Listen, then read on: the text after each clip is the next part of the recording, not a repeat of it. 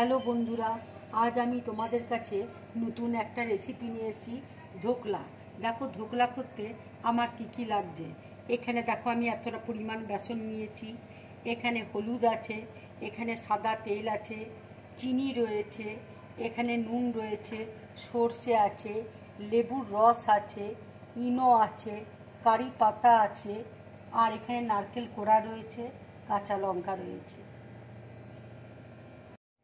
দেখো খাবার সোডা আর বেকিং সোডার বদলে আমি এখানে ইনো দিচ্ছি। আমি এখানে ইনো ব্যবহার করছি। তোমার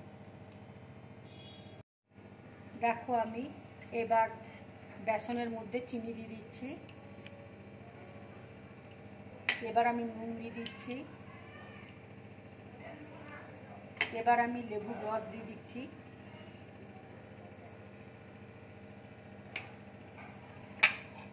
এবার আমি হলুদ দিয়ে দিচ্ছি।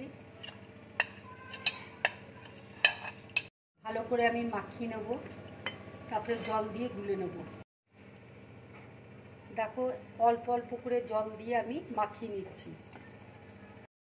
দেখো আমি অল্প অল্প জল দিয়ে এবার ব্যাটারটা তৈরি করে দিচ্ছি। এবার দেখো আমি সাদা তেল দিয়ে দিচ্ছি। এবার আমি 15 মিনিটের জন্য ঢাকা দিয়ে রেখে দিচ্ছি। দেখো এবার আমি বাটির মধ্যে তেল বুলিয়ে নিচ্ছি ব্রাশে করে।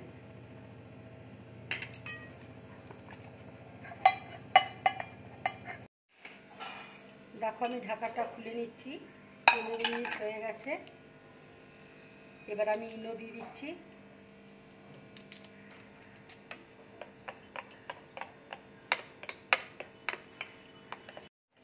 দেখো এবার বাটির মধ্যে আমি ব্যাটারটা দিয়ে দিচ্ছি। দেখো ব্যাটারটা আমার বাটির মধ্যে ঢালা হয়ে গেছে। এবার আমি কড়াইয়ের মধ্যে জল বসিয়েছি, জলটা দেখো ফুটে গেছে। এবার আমি বাটিটা দিয়ে দিলাম, এবার আমি ঢাকা দিয়ে দিচ্ছি। বন্ধুরা এবার প্যানের মধ্যে আমি সাদা তেল দিয়ে দিচ্ছি। তেল দেখো গরম হয়ে গেছে, এবার আমি সরষে দিয়ে দিলাম।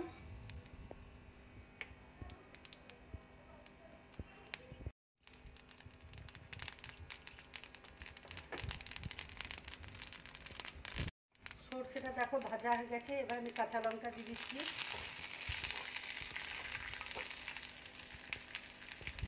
এবার আমি কারি পাতা দিয়ে দিচ্ছি।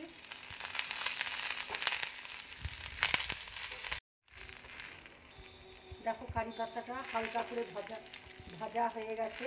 এবার আমি চিনির মধ্যে জল দিয়ে রেখেছি, চিনিটা দিয়ে দিচ্ছি। দেখো এটা হয়ে গেছে, এবার আমি গ্যাসটা অফ করে দিচ্ছি। এবার আমি ঢাকাটা খুলছি। এবার আমি টুথপিক দিয়ে দেখো ধোকলাটা দেখে নিচ্ছি হয়েছে কিনা।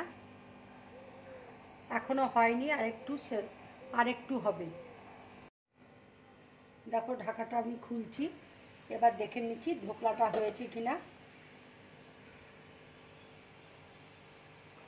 দেখো হয়ে গেছে ধোকলাটা। এবার আমি গ্যাসটা অফ করে দিচ্ছি। এটা ঠান্ডা হলে আমি প্লেটের মধ্যে ঢেলে নেব। এবার দেখো আমি ছুরি দিয়ে সাইডগুলো কেটে নিচ্ছি, উল্টে দিচ্ছি। দেখো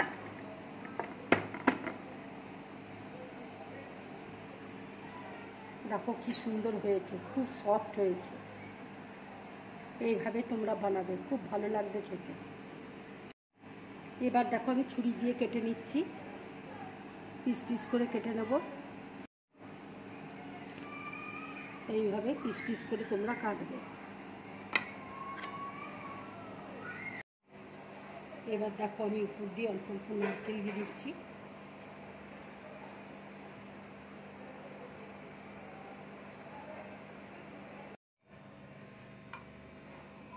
এবার দেখো আমি সর্ষে, কারি পাতা আর কাঁচা লঙ্কা দিয়ে দিচ্ছি।